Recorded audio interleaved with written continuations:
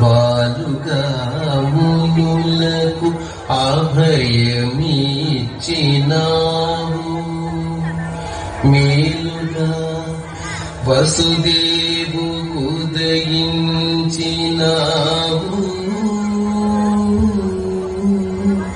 బాలుడై ఉండి గోపాలుడైనావు.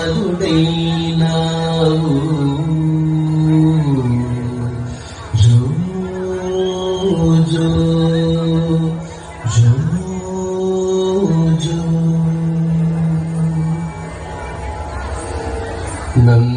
నందునింతను చేరి నయము మీరంగా చంద్రవదనలు నీకు సేవ చేయంగా అందముగా